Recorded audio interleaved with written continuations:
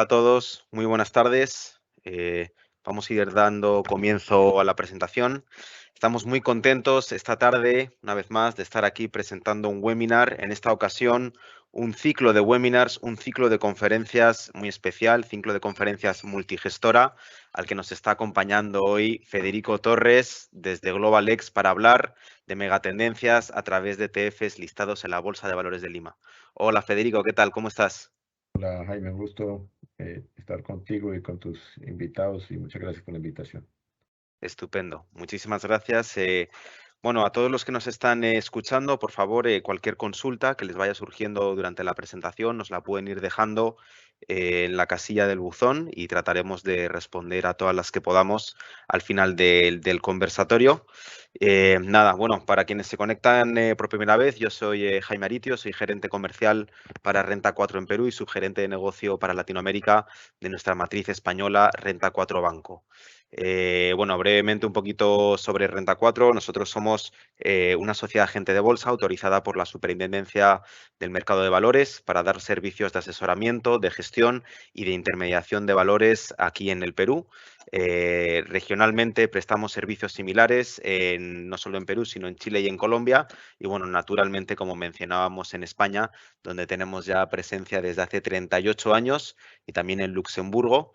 Y bueno, brevemente un poquito ya dando más comienzo a lo que vamos a estar comentando esta tarde, inversión en megatendencias a través de ETFs con la participación de GlobalX. Federico, ¿nos puedes comentar un poquito sobre GlobalX?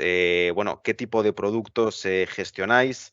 Yo creo que durante los últimos años habéis protagonizado una de las historias de mayor impacto en lo que es crecimiento en activos bajo administración en el universo de gestión pasiva. Cuéntanos un poquito más sobre la firma, sobre dónde estáis posicionados y algunas claves de vuestro éxito.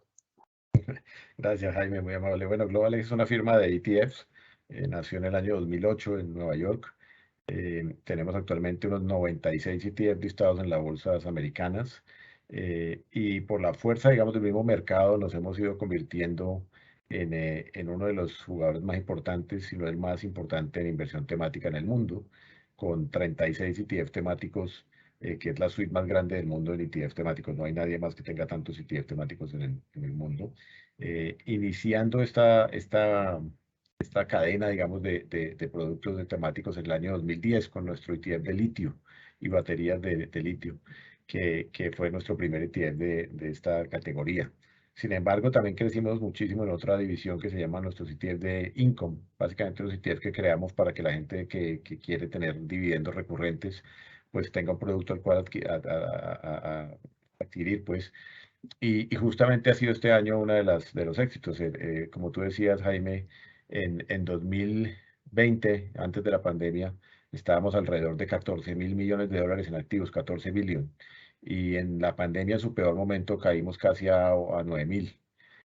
Después de eso, pasamos a tener 47.000 millones de dólares. Es decir, una multiplicación muy grande de nuestros activos, especialmente en la familia temática. Y este año que ha sido tan complicado, yo creo que muchos de los clientes se deben tomar la cabeza a dos manos durante este año, porque la verdad no ha habido refugio casi, excepto, digamos, quienes han tenido la buena oportunidad de invertir en petróleo al momento adecuado. Han caído los activos, sin duda, pero han caído 40.000 millones de dólares. O sea, no hemos caído más allá de eso, gracias a estas otras familias que te digo de Income, que han sido salvadores, digamos, también de muchos de los clientes que a buena hora invirtieron en ellos. Ajá. Parece que una vez más, ¿no, Federico? El tema de la diversificación es algo importante, no solo para los Sí, inversores. exactamente, incluso en las firmas, por supuesto. Nosotros siempre nos preocupó eso, digamos que somos y seguimos siendo especialistas en inversión temática, somos líderes en ello y no pensamos soltarlo, pero tener, digamos, otro tipo de productos para solventar estas situaciones como las de este año ha sido magnífico.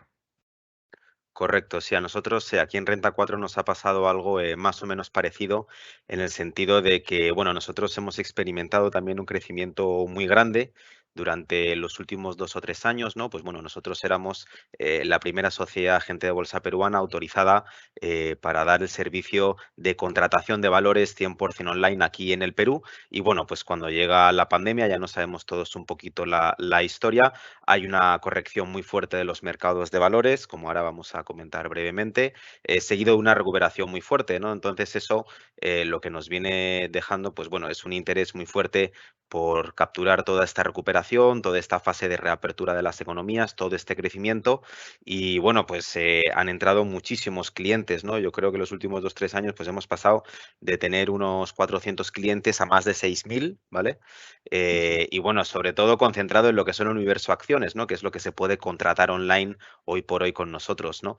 Pero sí es verdad que, bueno, pues este año ha sido complicado, ¿no? Para todos los que nos dedicamos a las acciones, para vosotros que os dedicáis a la inversión temática, ha sido un año muy volátil y en nuestro caso nos ha pasado parecido, ¿no? Nosotros también pues tenemos una plataforma regional de trading de renta fija institucional y realmente pues por ese lado estar diversificados por ahí ha sido muy importante, no solo con los institucionales, ¿no? Que también han tenido retos a nivel regional, digamos, por temas de retiro, sino a través de las personas, ¿no? Que una vez más pues bueno, han mirado a las estrategias de income, de generación de rentas, como, bueno, pues algo donde quieren estar invertidos en un momento de elevada incertidumbre, ¿no?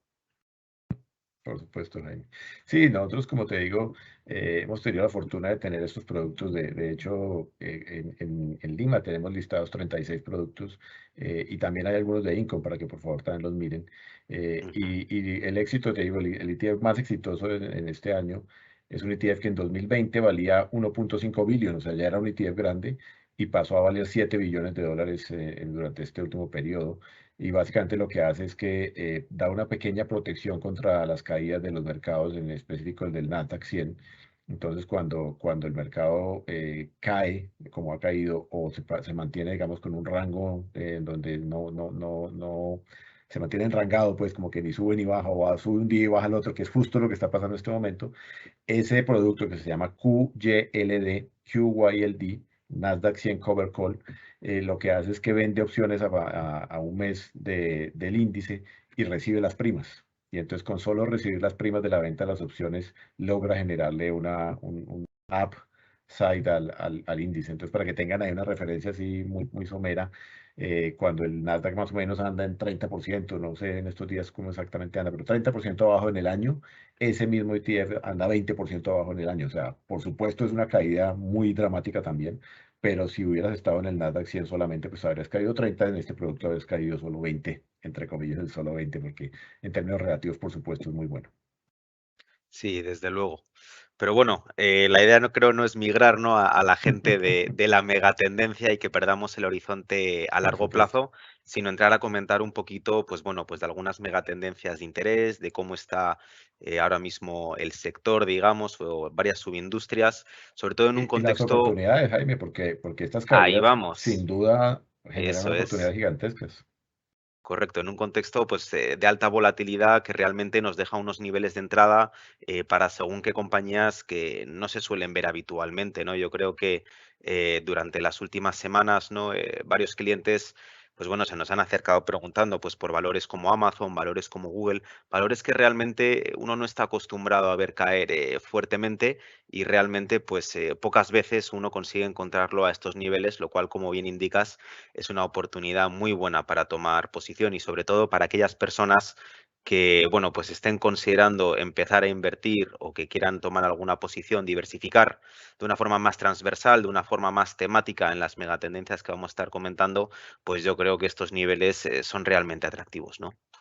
De acuerdo, de acuerdo. Nosotros, por ejemplo, creemos con firme convicción que quien tenga una mirada de largo plazo, pues sin duda tiene una oportunidad muy grande. Lo que pasa es que eso es lo que es más difícil hoy en día conseguir. La gente está muy asustada, tenemos, digamos, al frente nuestro una posible recesión que yo creo que no dudamos que va a ser así. Ujú. Entonces, eso le genera a las personas una incertidumbre muy grande y por otro lado, pues tenemos, y eso también hay que reconocerlo, pues una subida de tasas de interés en donde la renta fija vuelve a tomar un protagonismo que no había tenido en los últimos 12 años o 14 años casi.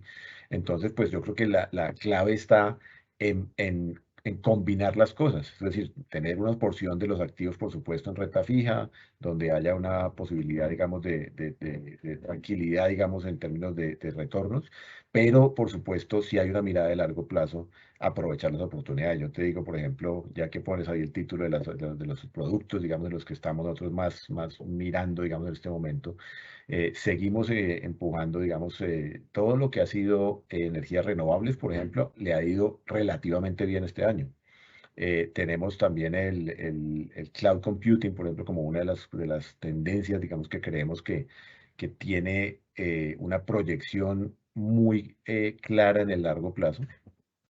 Y también la ciberseguridad, por ejemplo. Ese ha sido uno de los temas que hemos empujado y le ha ido bien, digamos. Obviamente en el año ha caído, pero tenemos la certeza, digamos, y se lo digo a los que están atendiéndonos, digamos, no hay manera en que estemos en el futuro menos virtuales de lo que estamos ahora. Es decir, vamos a estar cada vez más virtuales en el futuro muy próximo, que ya lo vemos, de hecho, ya hasta la nevera se va a conectar al Internet. Y eso, todo eso genera, simplemente mirándolo en el mercado micro, pues necesidades de cobertura de ciberseguridad. Ahora ustedes imagínenselo eso en términos de países, de compañías. Cada día vemos más la necesidad, digamos, de que incluso la obligación los gobiernos en algunos casos están pidiendo a ciertas compañías que hacen parte, digamos, de la matriz fundamental, digamos, de provisionamiento, obligaciones de cumplir con cobertura de ciberseguridad. Entonces, ese es uno de esos temas que nosotros decimos, miren, aquí casi que uno tiene que tener una porción. Y yo les digo siempre a los clientes, piensen siempre que en el tema, en las megatendencias, en las inversiones temáticas, pues yo no quiero que ustedes metan todo su portafolio ahí. La idea, nosotros recomendamos, si es una persona, digamos, con un perfil de riesgo agresivo, que máximo tenga un 20% de inversiones temáticas, pero lo normal es que esté entre el 5 y el 10%.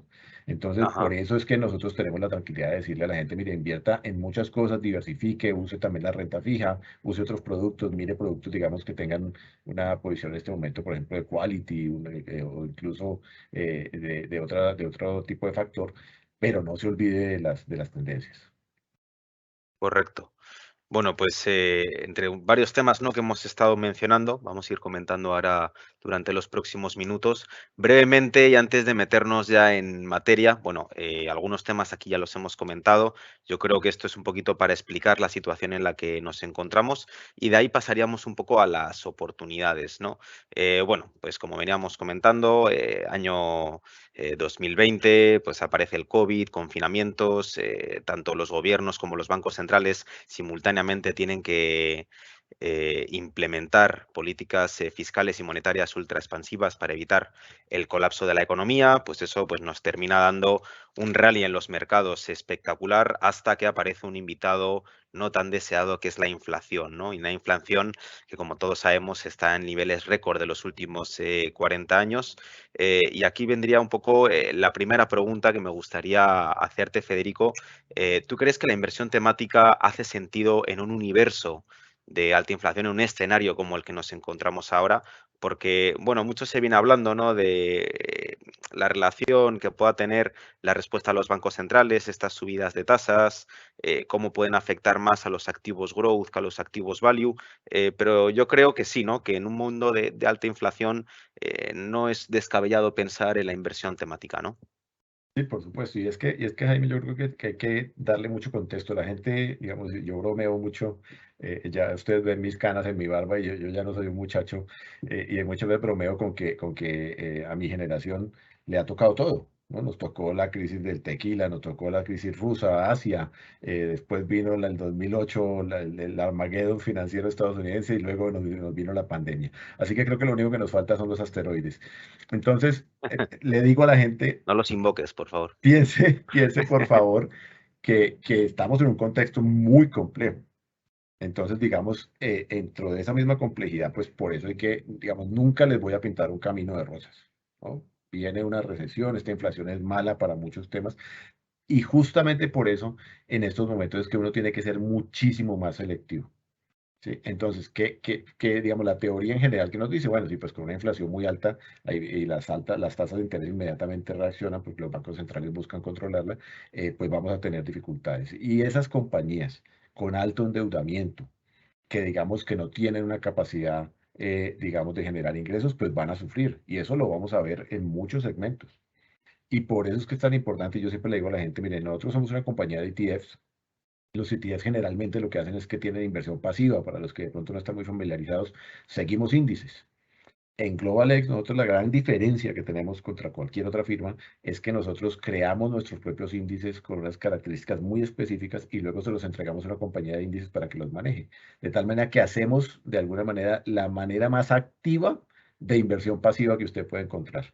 Entonces ya con eso a qué me refiero, a que hay que filtrar muy bien y nosotros ya estamos haciendo ese filtro en cada una de las tendencias. Ahora, ¿qué es lo importante? Pues mirar qué tendencias están, digamos, generando crecimientos superiores a la inflación. Y entonces ahí es donde vamos a encontrar tendencias como la de los vehículos eléctricos, como la de las baterías de litio y el litio mismo, como la ciberseguridad. Una tendencia que digamos que no lo tenemos nosotros como una tendencia porque lo clasificamos como commodity, pero por ejemplo el uranio es uno de esos segmentos que hemos visto que ha tenido un crecimiento gigantesco. ¿Por qué? Pues porque las condiciones geopolíticas han obligado a volver a mirar a la energía nuclear como una posibilidad para Europa porque pues tienen unas limitaciones muy grandes después de lo que hicieron con el gas ruso. Entonces, la invitación es, yo creo, no hay que pensar en la generalidad, o sea, no todas las inversiones temáticas seguramente van a poder ser exitosas en este periodo. En el largo plazo nosotros creemos que sí hay muchas oportunidades, pero para este ambiente que nos va a llevar un buen tiempo, porque creemos que la inflación pues es una inflación que va a ser permanente por un tiempo, hay que pensar que en el corto plazo le pega más duro, digamos, la subida de tasas se ve más exacerbada en el corto plazo, pero en el largo plazo, digamos, las cosas moderan. Entonces, por eso es que, digamos, la tasa de 10 años pues está incluso invertida respecto de la de 2 años, y eso es lo que la gente, digamos, a veces como que no lo logra entender. Entonces, cuando veamos ya un poquito la luz al final del túnel, que es cuando, digamos, logremos ver, hoy de hecho la secretaria Yellen ya dio algunas declaraciones diciendo que la inflación se va a demorar un poco en bajar, pero que ya están viendo el camino a que empiece a bajar. Eso ya es una indicación, digamos, de que sienten que parte del trabajo se está haciendo bien.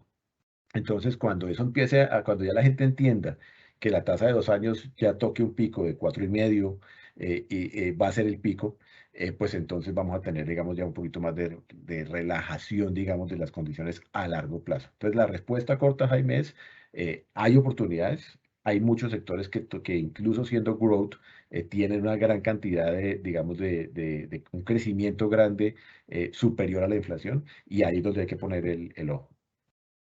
Correcto. Sí, ponemos el foco, pues como siempre, ¿no? En crecimiento. El nivel de endeudamiento de las compañías que comentabas es bastante importante. Y hay un tema que comentabas, ¿no? Hay con Janet Yellen que me ha gustado, ¿no? En el sentido de que, bueno, ellos ya están viendo, digamos, los brotes verdes, la luz al final del túnel, de que la inflación parece haber tocado pico.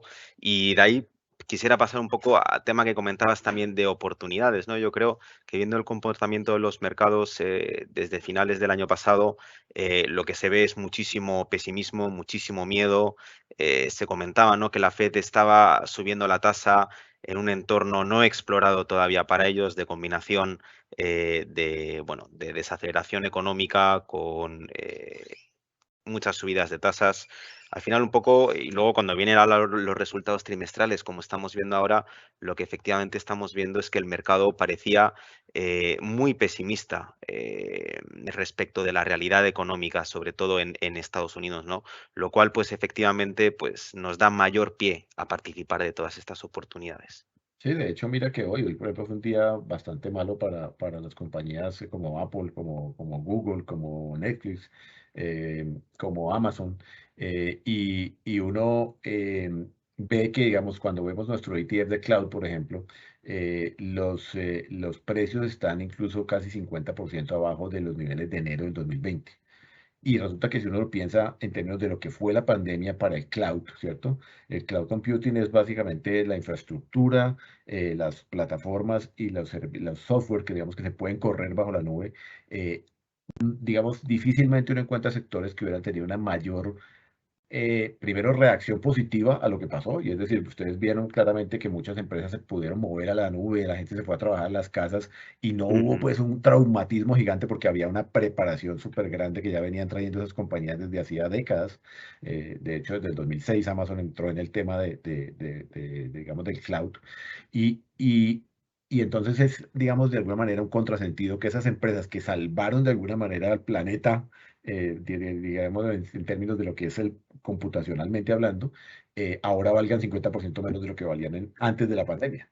Entonces, esas son las cosas que uno tiene que decirle a la gente, oiga, pongan un ojo acá, examinen este segmento, digamos, del mercado y piensen que viene por lo menos 5 años o 10 años en los cuales estos segmentos de infraestructura de servicios de la nube van a seguir creciendo porque la gente, las empresas sobre todo, van a seguir invirtiendo muchísimo en tratar de mantenerse fuera, digamos, de sus propias instalaciones en términos del manejo de sus recursos computacionales, digamos. correcto. Y eso, bueno, me lleva ya a dar paso al siguiente bloque, que ya vienes adelantándonos un poco, es qué megatendencias vienen ganando momentum, ¿no? Pues hemos hablado un poco del cloud computing, antes al principio hablábamos también de ciberseguridad, dos temas que yo creo que van bastante de la mano. Ujú, Y bueno, me gustaría, pues bueno, arrancar esta parte, pues bueno, con una noticia que veíamos el mes de diciembre del año pasado, donde, pues bueno, en uno de los rebalanceos del índice Nasdaq 100, veíamos cómo había 6 empresas nuevas que pasaban a integrar el índice y bueno, pues 2 de ellas eran de cloud y 2 de ellas eran de ciberseguridad, en un ujú, índice, pues bueno, que solamente tiene 100 componentes a priori, sí, ¿no? ujú. Entonces sí estamos viendo, yo creo, un momentum muy importante, ¿no? Que se está viendo reflejado, ¿no? En lo que es el universo ya de inversión pasiva, ¿no? Se están abriendo paso las megatendencias en este sentido, ¿no? Y ahí quisiera un poco también preguntarte, ¿no, Federico? Como comentabas hace un rato también, ¿no? Todos yo creo que estamos descontando que estamos a puertas o entrando en una recesión.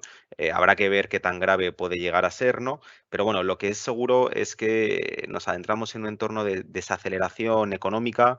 Ya estamos viendo también en los resultados empresariales cómo muchas compañías se vienen preparando para esto. Desde hace ya algunos trimestres veíamos que venían congelando, digamos, o reduciendo su política de contrataciones. Ahora estamos viendo a los bancos aumentar provisiones. En líneas generales parece que, bueno, se está viendo venir un poco esa desaceleración y aquí quisiera preguntarte, ¿tú crees que es posible que las empresas a la hora de prepararse para esto metan la tijera o recorten en sus presupuestos a la hora de migrar hacia los servicios de cloud computing? O digamos que es algo un poco más estructural que, como comentas, pues viene ya desarrollándose de una forma muy fuerte desde el año 2006 que Amazon empezara el desarrollo de esta subindustria. Sí, no, sin duda, digamos, lo que nosotros vemos es que, digamos, este segmento, digamos, de cloud se va a acercar a los 500 billones de dólares de market size, digamos, en este final de este año, y se esperan crecimientos sostenidos, digamos, por encima del 20%. Porque, digamos, es uno de esos temas en los cuales, como les dije, también pensando en la ciberseguridad, muy difícilmente uno ve que las empresas vayan a revertir digamos, la forma en que están implementándose actualmente. Es decir, yo no me imagino una compañía ahora diciendo, no, miren, con esta situación que estamos pasando vamos a comprar servidores y vamos a volver a comprar todas las cosas para volverlas a poner aquí en la empresa en vez de hacerlo vía unas compañías especializadas que tienen además unas inversiones de capital gigantescas, que tienen, digamos, ya copado el tema de cuántos, digamos, cuántos recursos se utilizan para que no haya nunca escasez de recursos, mientras que usted imagínese en una compañía pidiendo servidores a estas alturas para ver cuándo se los van a entregar. Entonces, digamos, en ese sentido, digamos, como en el cloud y en el mismo de la ciberseguridad, no vemos, digamos, una retracción inclusive. Pensando en que haya una recesión. Lo que podemos ver es un menor crecimiento del esperado, pero ahí, Jaime, además, yo creo que coincidimos en que casi todo el mundo está de acuerdo en que podría ser una recesión corta.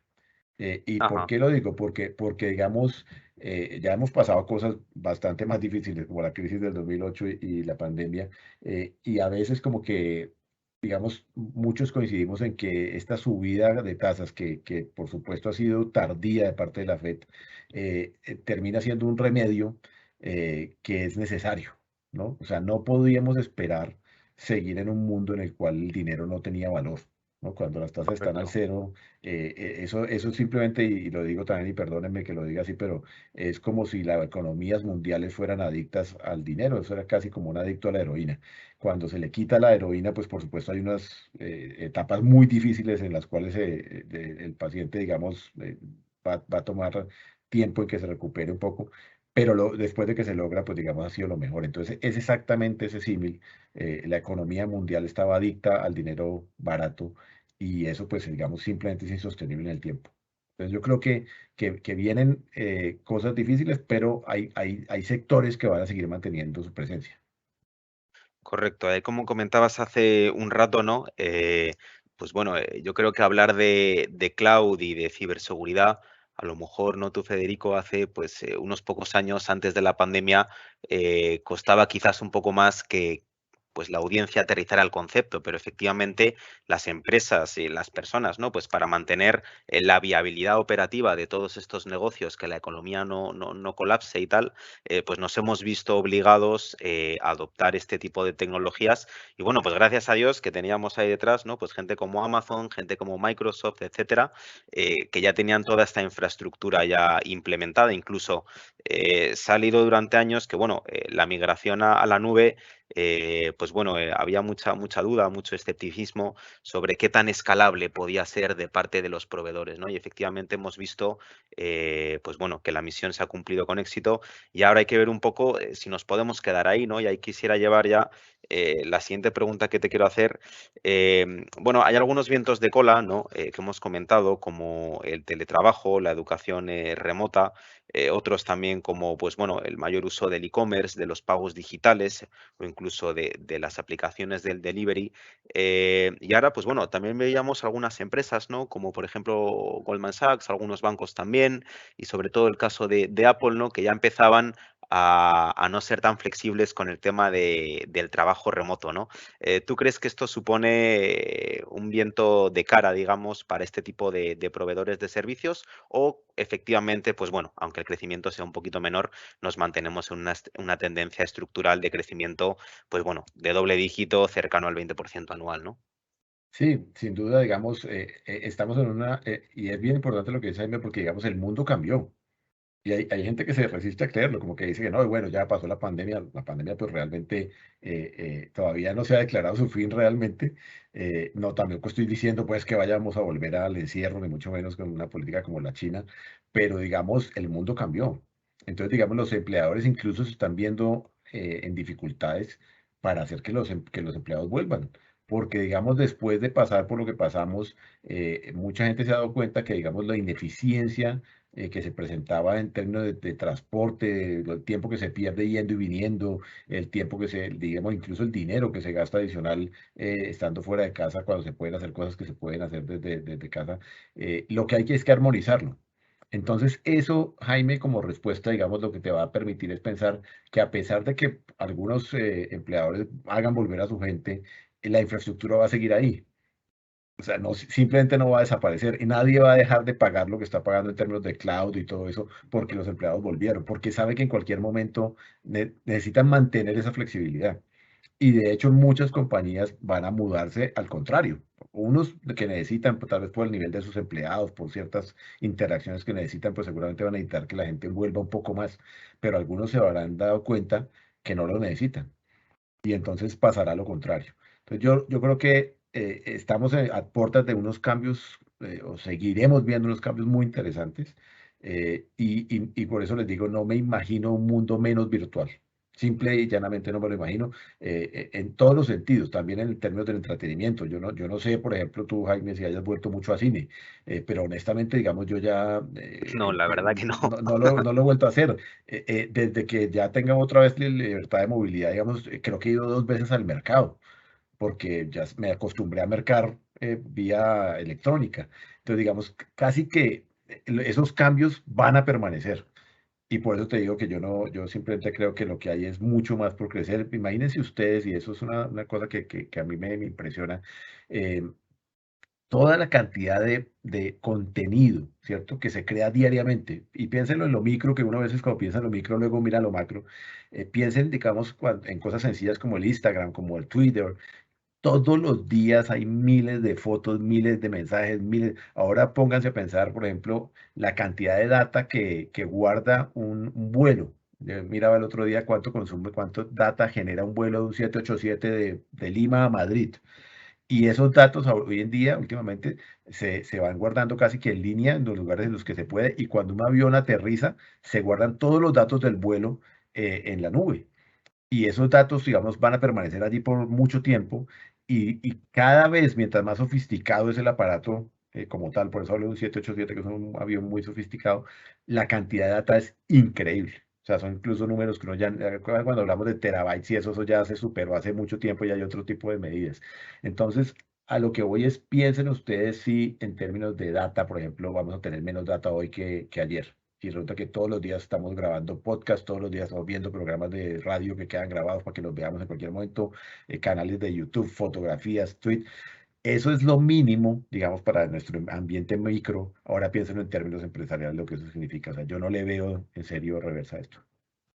Efectivamente, ¿no? O sea, puede que algunos temas, ¿no? Como el trabajo remoto vaya pasando a híbrido y de ahí vaya pasando a presencial, algunas cosas que se vayan diluyendo, pero pensar que vamos a estar absolutamente igual que antes de la pandemia, yo creo que es complicado. Y algunas cosas que comentas, ¿no? Del e-commerce, de los pagos digitales, sí es verdad que yo, pues bueno, yo como consumidor te cuento que no era muy fan de este tipo de cosas y ahora que, pues bueno, digamos, me he visto forzado a conocerlo y a utilizarlo, pues ya no me quiero mover de ahí realmente, ¿no? A pesar de que hoy pues venga a la oficina y tal y no esté trabajando en casa, eso para mí como consumidor sí lo he visto y creo que sí son cosas que efectivamente van a ir hacia adelante. Y como comentas, los datos igual, cada vez estamos más digitalizados y por tanto el valor de la data va aumentando. Si no me equivoco, el año pasado el Foro Económico Mundial comentaba que los ciberataques son el séptimo mayor riesgo a nivel global para la humanidad. O sea, para que te Sí, hagas a la idea, ¿no? sí, El no, valor no. de la data aumenta y la importancia de almacenarlo con mucha seguridad es importantísimo. Por eso no solamente estamos viendo ingresar al Nasdaq a dos empresas del cloud computing, sino dos empresas también de ciberseguridad, ¿no? Ujú, tal cual.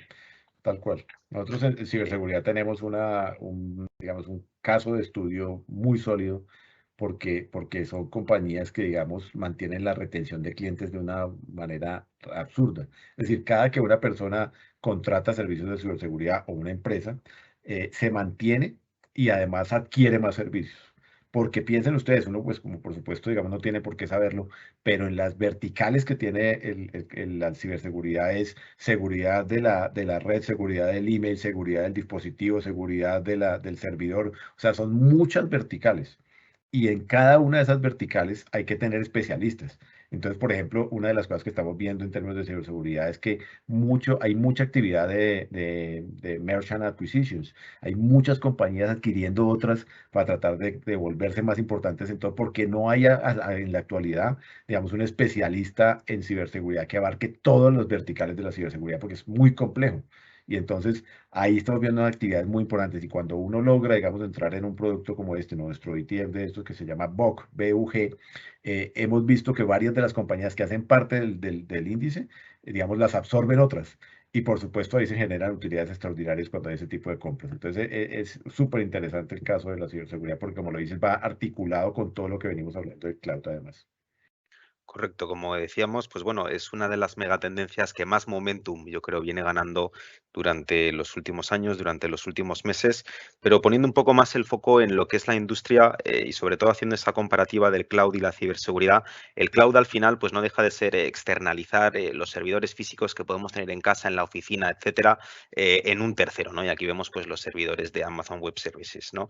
Es decir, la barrera de entrada a nuevos competidores en la parte del cloud es más complicada porque tienes que desarrollar toda esta infraestructura física. Pero en el caso de la ciberseguridad no va tanto por ahí, ¿no? No tiene una dependencia de infraestructura física mayor, lo que hace que, bueno, pues para los players actuales pueda ser una subindustria algo más vulnerable a la entrada de otros nuevos. De ahí ves un poco toda esta actividad de money, todo este movimiento, todo este momentum.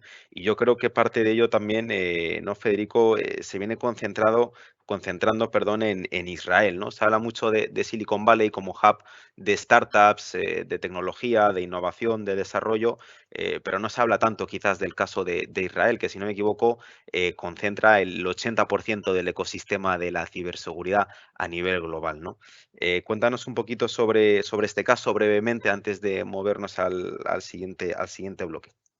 Sí, no, digamos, concentra el 80% de las nuevas compañías, digamos, de ciberseguridad y un tercio de toda la actividad general de la ciberseguridad. Y por supuesto ahí uno ve clarísimo cómo las necesidades generan respuestas, pues cuando hay, digamos, capital para hacerlo. Entonces, todos sabemos por la situación política de Israel y las amenazas, digamos, que recibe entre otros, de Irán. Y esto ha generado una industria en Israel que, digamos, era insospechada. ¿Cierto? Y ha creado una cantidad de compañías especialistas en ciberseguridad porque, pues, digamos, de antaño, los servicios de inteligencia israelíes, pues, eran muy poderosos ya haciendo cosas, digamos, que se podrían catalogar dentro del espacio de la ciberseguridad, solo que ahora ya se convirtieron en empresas, digamos, que buscan escalabilidad a nivel global. Entonces, digamos, es muy importante mencionarlo porque los hubs, digamos, de ciberseguridad son Israel, San Francisco y Washington. Entonces, en Washington, pues está, digamos, el Pentágono y toda la actividad de inteligencia de los Estados Unidos. Israel es el mismo caso. Y San Francisco diría que sería más como en la parte de la individualidad de compañías que están buscando un tema más comercial. Y las israelíes han mudado a ese mismo espacio. Entonces, lo que vemos ahí, digamos, es, como te decía en el principio, muchos gobiernos, incluso pensando en la necesidad de obligar a sus compañías. Entonces, devolvámonos un poquito y pensemos lo que pasó hace mucho cuando vimos, digamos, ataques cibernéticos contra oleoductos, cuando vimos ataques cibernéticos contra compañías incluso de alimentos, contra compañías, digamos, de los segmentos de inteligencia o de servicios, digamos, a compañías de inteligencia del mismo gobierno americano como SolarWinds. Entonces, ahí lo que tenemos que pensar es que en la medida en que, como hemos venido diciendo, la virtualidad se vuelve tan excepcional y tan importante, digamos, pues también se generan unos puntos de vulnerabilidad muy grandes. Entonces, cuando se ataca un oleoducto muy importante, se está atacando toda una infraestructura de todo un país. Entonces, pensemos en la ciberseguridad, digamos ya ahora pensándolo en grandes ligas, como una de las áreas más sensibles para los países. Antes de la guerra, del ataque ruso a Ucrania, ya venían pasando desde el año 2019 ataques semanales a la ciberseguridad ucraniana, donde los rusos probaban con Ucrania lo que iban a hacer en otros países. O sea, eso es una cosa que pasó y luego vino el ataque. Entonces, digamos que en toda esta geopolítica también juega la ciberseguridad, digamos, un papel muy importante y por eso les digo que la inversión en ciberseguridad es de esas que, como decíamos, Jaime, por más que venga una recesión, no va a parar, porque si tú estás en recesión y además te atacan las cadenas de suministro, pues doble problema. Sí, no, bueno, y sobre todo como dices, ¿no? Si ya lo son los gobiernos un poco quienes parecen empezar a tomar cartas en el asunto, más allá de las corporaciones privadas, pues bueno, el músculo financiero que puede haber detrás de toda esta subindustria, ese gran viento de cola, pues puede ser enorme, ¿no? Efectivamente. Estupendo. Bueno, pasando al siguiente bloque, yo creo que muchos de los que nos están escuchando aquí nos estarán diciendo, bueno, Federico, y hoy no vamos a estar hablando de Tesla, hoy, pues bueno, hablando de megatendencias, de inversión temática, ¿cómo no hablar de Tesla? Pero bueno, no solamente yo creo que es interesante hablar del caso de Tesla, yo creo que Tesla ha venido concentrando las miradas durante los últimos años. Yo creo que Tesla es una compañía no solamente revolucionaria en lo que es el transporte, sino también en temas de integración vertical, ¿no? Le estamos viendo también participar activamente en el desarrollo y venta de baterías, en toda la red de carga, perdón, en toda la red de infraestructura de carga de los vehículos, incluso también ya pasando a otro tipo a otro tipo de segmentos, ¿no? Como pueden ser ciudades, etcétera, ¿no? Entonces yo creo que por eso, y bueno, también un poco ligado a la personalidad un poco llamativa, ¿no? De la persona que está detrás de todas estas ideas, pues hace que la atención se concentre mucho en Tesla, ¿no? Pero a mí me gustaría que habláramos un poquito más de qué hay más allá, ¿no? Porque no solamente es Tesla, ¿no? Es verdad que la industria del vehículo eléctrico, pues está en el centro, creemos, ¿no? De la agenda de descarbonización de las economías globales, ¿no? De esa transición de un modelo basado en economías fósiles a uno más basado en economías renovables. ¿Y por qué con el vehículo eléctrico? Pues bueno, sencillamente porque bueno, va a ser el sector privado, la demanda privada quien esté impulsando esto y no necesitas un compromiso en términos de gasto por parte de los gobiernos que bueno, como hemos visto en el pasado, yo te cuento un poco si quieres el caso de España, ¿no? El caso de España desde el año 2003 hasta que llega 2008 hacen una inversión en energías renovables muy, muy fuerte, ¿no? España es de esos países en los que, bueno, pues empieza a construir parques solares, parques eólicos, etcétera, pues, por todo el país, ¿no? Pero bueno, realmente toda esta transición requiere de muchísimo capital, requiere de un compromiso muy fuerte y, bueno, pues aparece 2008 en la agenda y este tipo de proyectos pues quedan paralizados, muchos quedan a medias y es un tema del que ya no se habla tanto en la agenda política, ¿no? Porque ha quedado demostrado que efectivamente es complicado. Si bien es necesario, ¿no? Que los gobiernos estén ayudando, yo creo que es complicado que todos ellos lo hagan, pues bueno, en medio plazo, digamos, ¿no? Con efectos visibles. Entonces ahí hay un poco donde el vehículo eléctrico se posiciona de una forma muy interesante. Ya no depende tanto de las agencias del gobierno, que como decíamos, pueden venir recesiones, pueden venir guerras, pueden venir problemas, pero bueno, con el sector privado detrás puede ser otra historia, ¿no? Volviendo un poco al tema, pues bueno, hemos visto, aquí vemos algunas imágenes, ¿no? Yo creo que empezaría, ¿no? Por el Acuerdo de París, ¿no? Firmado en el año 2015, donde vemos, pues bueno, un gran número de países, tanto emergentes como desarrollados, firmando un compromiso de iniciar una descarbonización muy fuerte de sus economías, ¿no? Es posible que durante el COVID, ¿no? Pues como decíamos, ¿no? Surgen contratiempos, las agendas puede que vayan un poquito por otro lado en términos de gasto, pero yo creo que, bueno, pasando por alto un poco la etapa Trump, que ahí vemos a Biden también firmando la vuelta de Estados Unidos al Acuerdo de París, hay algunos vientos de cola, ¿no? También para ser optimistas y sobre todo, pues para estar tranquilos de que los gobiernos sí que están comprometidos con sus compromisos del Acuerdo de París, ¿no? Un poquito cómo ves tú las agendas mundiales en este sentido. Importantísimo, Jaime, porque digamos, y a pesar de que, digamos, quitémosle el tema político que siempre hace tanto ruido, pero digamos, los dos de los principales iniciativas del gobierno Biden, y yo incluso diría tres. Una, una ley que firmó de infraestructura muy importante, donde hay unos segmentos muy importantes de apoyo a las energías renovables. Dos, el Inflation Reduction Act, que es también una ley que firmó donde, digamos, busca de muchas maneras atacar la inflación y una de ellas, digamos, es pensando en la dependencia de los combustibles fósiles y los altos costos, porque miren que gran parte de la inflación se jalonó también por los altos costos de la gasolina en los Estados Unidos. Ujú. Entonces, apoyando también de otra manera más directa todo el tipo de exenciones para quien genere energías renovables limpias. Allá ustedes saben que, digamos, las cosas son mucho más técnicas, entonces digamos que cuando se hace una ley de ese estilo, tiene métricas específicas de cuánto dinero se le da a la compañía que genere tantos megavatios limpios, tanta plata se le da, digamos, también de subsidio a quien compre un vehículo eléctrico, sigue siendo $7.500 por vehículo nuevo y como $4.000 para vehículos usados, que no existía antes. Eso es Entonces novedad, digamos ¿verdad? que sí, entonces digamos que hay una gran cantidad de incentivos para que monten electrolineras, o sea que es lo que se llama los centros de carga para vehículos, pero como una parte de los segmentos, de los múltiples segmentos que están apoyando por ese Inflation Reduction Act. Y por otro lado, una cosa que es casi increíble, que yo creo que a pesar de que mucha gente, digamos, no lo nota, el hecho de que Estados Unidos haya vuelto al Acuerdo de París y haya firmado además una ley de climate change que en épocas de Trump sería absolutamente impensable. Y para que tengan una idea más o menos el público, esto es un compromiso de que en 2030 Estados Unidos debería estar en niveles 40% por debajo de los niveles de contaminación que generaba en el 2005. Entonces, eso es una cosa que, digamos, era impensable hace tan solo 2 años con Trump en el poder. Entonces, todos esos actos, digamos, ¿cierto? Son actos que el de infraestructura es 1.2 trillón, el del Inflation Reduction Act creo que son 3.2 billion dólares, o sea, trillion dólares, perdón. O sea, es muchísimo dinero que viene de parte de los gobiernos, porque justamente cuando vienen las recesiones, a los gobiernos a los que les toca ponerse en el papel de reemplazar la inversión privada. Entonces, pero lo hacen de una manera, digamos, que no sea inflacionaria, por supuesto.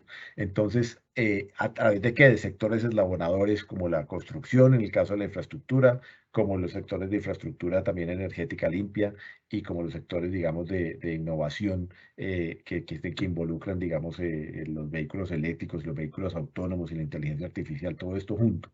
Entonces, digamos, yo veo esto por el lado americano y por el lado chino, ni siquiera lo dudemos un segundo en que el gobierno chino, China, pues para quienes, digamos, no tienen ahí estos datos, es fundamental jugador en las baterías eléctricas y en el desarrollo, digamos, de los vehículos eléctricos de manera masiva.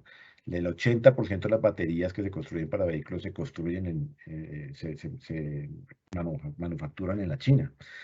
Y muchos de los éxitos de la industria china de baterías vienen de la mano de subsidios del gobierno chino. Entonces, y eso, digamos, no lo duden que va a seguir siendo así, porque, digamos, no es solamente el tema ambiental, sino el tema de tener un dominio mundial de esa escalabilidad de las baterías de esa transición. Entonces, que viene, digamos, también de la mano, cosa que digamos, Jaime insinuó, y es, por ejemplo, el almacenamiento de energía como el nuevo futuro, digamos, no muy lejano, porque todos sabemos, digamos, que el gran problema de la energía es el almacenamiento, ¿no? Digamos que la generación más o menos se logra, pero, digamos, una hidroeléctrica, por ejemplo, su almacenamiento es una... Es una presa gigantesca que tiene atrás y ese es almacenamiento digamos, se suelta o se administra, digamos, de acuerdo con las necesidades, pero para el tema eólico, para el tema solar, digamos, hay mucha energía que se desperdicia porque no se puede almacenar. O sea, usted puede generar energía solar cuando hay mucho sol, pero resulta que la energía se consume sobre todo cuando no hay luz, cuando no hay luz solar. Entonces, esa dicotomía, digamos, entre la necesidad de la energía solar y su forma de generarla, pues es únicamente solucionable a través del almacenamiento. Entonces, también para volver a la respuesta, el compromiso de los gobiernos de las dos potencias, digamos, es gigantesco con el cambio climático, con las energías renovables, y yo creo que eso va a seguir empujando muy fuerte. Por eso, digamos, en nuestro ETF de litio y baterías de litio, y en todos los ETFs que tenemos de energías renovables, ha habido resultados, digamos, superiores a lo que ha dado en los mercados generales este año. Correcto. Y ahí volvíamos al punto donde arrancábamos, ¿no? O sea, toda esta transición energética realmente no solamente es Tesla, ¿no? Hay varios componentes, hay, bueno, invertir a través de la integración vertical, a través de vuestro ETF, pues es fundamental, ¿no? Porque, bueno, de un lado, pues es una subindustria de rápido crecimiento que puede ser muy dinámica, donde el campeón de hoy no necesariamente es el campeón de mañana, y en este caso, pues sí, ya estamos viendo cómo competidores de Tesla están aumentando considerablemente su número de ventas, tanto europeos como chinos como japoneses, ¿no? La industria parece Y, que se y- ha vuelto a las pilas, ¿no? y mira, Jaime, que nuestro ETF de litio, que no, digamos, es litio y baterías de litio, o sea, mineras de litio que producen el litio y Ajá, lo transforman, y las que hacen las baterías. Tesla está, pero participa como con un 3.5%, algo así, porque no está porque no tenemos en ese ETF el segmento de la construcción de vehículos. Estás en la parte que le corresponde a las baterías, porque Tesla, por supuesto, en esa también hace, integración sí. vertical que tú tienes, que tú dices, pues ha hecho acuerdos con CATL, que es la firma más importante de baterías del mundo, y con LG Chem y con otros para tener, digamos, su propia proveeduría de baterías, que por supuesto es necesaria para tener esa capacidad, ¿no?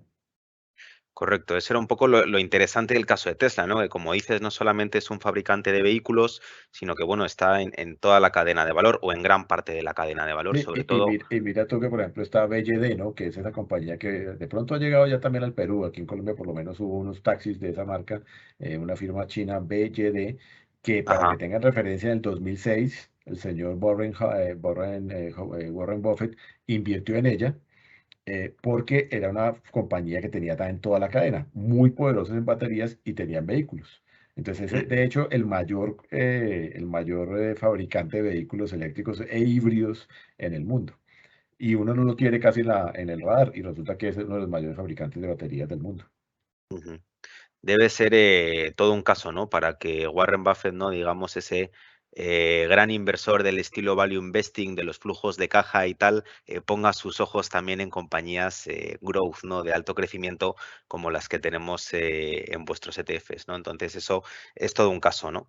Y bueno, ya un poco para ir cerrando, porque ya nos estamos quedando sin tiempo, yo creo que sobre esta temática que es interesante, cabe detenerse un poco en los retos para esta subindustria durante los próximos años. No solamente un tema de que hay mayores competidores a la hora de proporcionar este tipo de vehículos al público, ¿no? Sino yo creo también otra tecnología que va de la mano de la que no se habla tanto, ¿no? Que es la conducción autónoma, ¿no? La conducción autónoma, pues bueno, es esa tecnología aplicada a que los coches se conduzcan solos, ¿no? Tesla ya tiene ese modelo del autopilot, hoy por hoy no te permite una conducción 100% autónoma, es decir, tiene que estar el conductor detrás del volante, tal, pero bueno, hay una serie de retos, yo creo que para esa que eso es la gran tecnología realmente, que hay gran interés ahí, porque bueno, Tesla sabemos que ha abierto las patentes de lo que hace, ¿no? En temas de baterías a sus competidores, pero hay un poco la carrera donde estamos viendo otro tipo de competidores, ¿no? Como pueda ser Microsoft, como pueda ser el mismo Amazon, como pueda ser también Apple, están detrás del vehículo autónomo, ¿no? Que bueno, sí conocemos de algunos casos que yo creo que son muy escasos, pero son muy mediáticos o son muy llamativos, donde de vez en cuando existe, pues bueno, algún accidente de tráfico, ¿no? Cuando estaba el autopilot encendido. Pero bueno, yo creo que sí es un gran reto de cara a futuro toda la parte regulatoria. ¿Tú cómo ves un poco en la agenda este tema desenvolviéndose, la conducción autónoma? Pues digamos, es uno de esos segmentos que tiene una grande posibilidad de crecer, por supuesto, porque digamos, yo creo que los que estamos aquí, si tenemos hijos, posiblemente nuestros hijos, si están pequeños, en 10 o 15 años, no tendrán un vehículo. O sea, tendrán un vehículo que llamarán con una app y que los transportará a donde lo deseen. Eh, y por supuesto, ese es justamente digamos, el gran disparador, podría ser, digamos, de la movilidad, ¿no es cierto? Tener la Ujú, posibilidad, digamos, de que todo el mundo pueda usarlo. O sea, imagínense ustedes agregarle al segmento de quienes conducen, pues simplemente a que cualquier persona, ancianos, niños, puedan usar un vehículo porque tiene un conductor autónomo. Entonces es ujú, una cosa que es impresionante. Yo creo que tiene muchas posibilidades, todavía por supuesto muchas dificultades, sobre todo en países como los nuestros, donde la infraestructura pues aún está tan rezagada que será muy difícil que veamos eso realmente hecho realidad en el corto plazo. Tiene incluso dificultades éticas. Porque veía el otro día en Alemania una discusión muy interesante digamos, cuando una persona está manejando un vehículo, pues esa persona es responsable de lo que hace. ujú, Incluso si tiene un accidente, pues por supuesto involuntario, pues va a tener, digamos, que responder ante la justicia de alguna manera.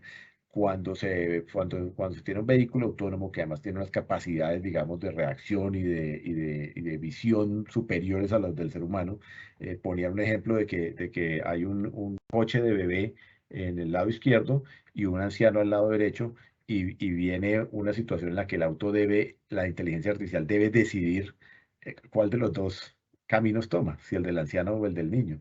Y digamos, esa simple, digamos, idea, en términos éticos, es muy compleja de resolver.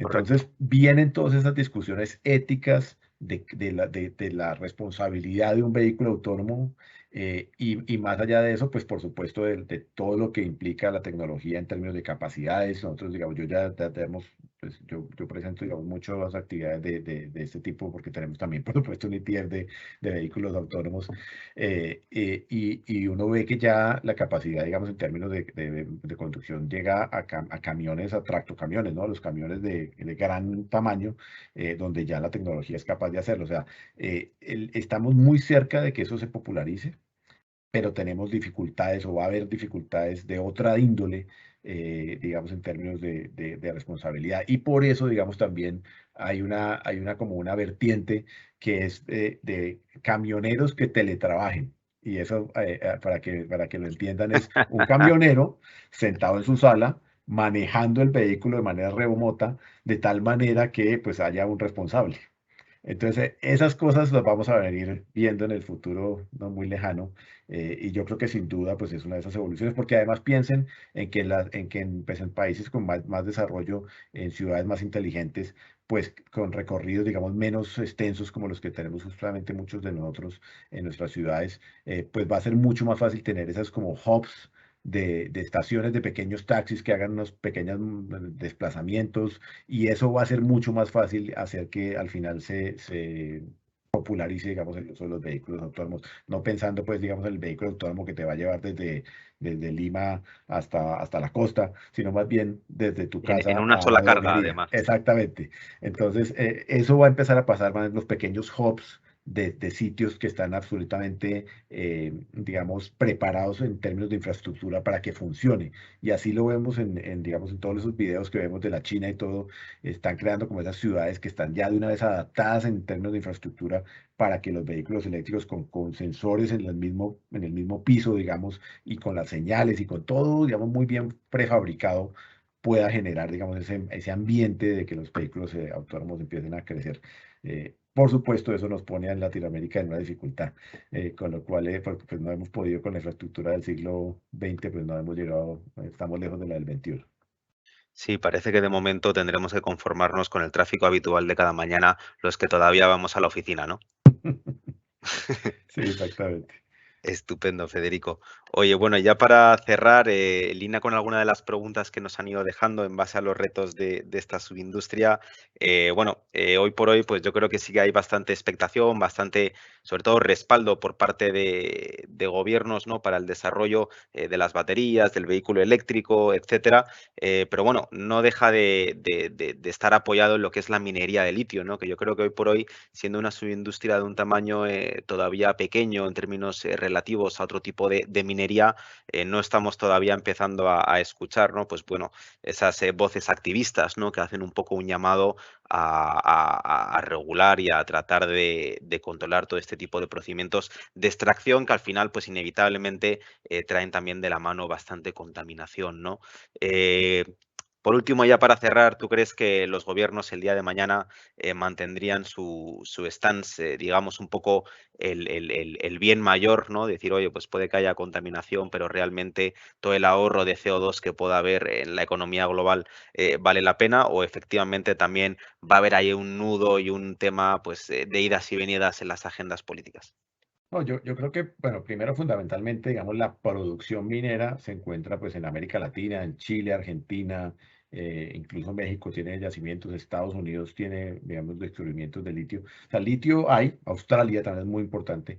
Entonces, digamos que esos países productores tienen una tradición, digamos, minera importante, con lo cual, digamos, por el lado de la extracción, digamos, no veo, digamos, mayores dificultades porque digamos, por supuesto, pues tienen que propender por una minería cada vez más eficiente, más limpia y todo eso, y creo que lo están haciendo. Digamos, la semana pasada estuve en Chile justamente hablando con inversionistas de que ustedes saben, allá hay una gran cantidad de litio, Ujú. y un jugador muy importante que es SQM, y entonces, digamos, eso está en el tablero. O sea, eso ya está, digamos, en el tablero. Y por otro lado, cuando hablamos ya de las baterías, o sea, el producto terminado que serían las baterías, también encontramos, digamos, que va a haber más dificultades, va a haber mayores regulaciones y mayores exigencias, ¿cierto? Y eso, pues, a la postre va a repercutir en seguramente algún tipo de mayor costo en las baterías por su mismo proceso de procesamiento, digamos, más que exigente.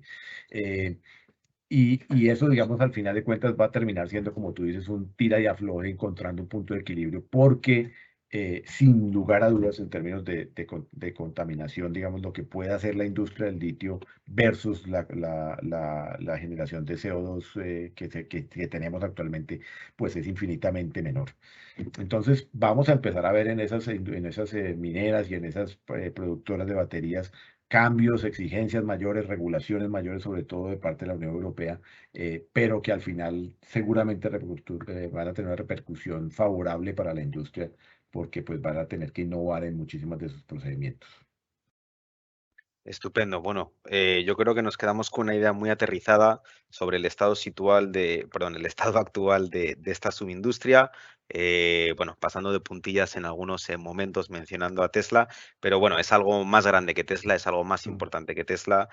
Sabemos de, bueno, los brazos que están detrás, que realmente son los gobiernos quienes lo están promoviendo y algunos de los retos en términos de conducción autónoma y de extracción del litio.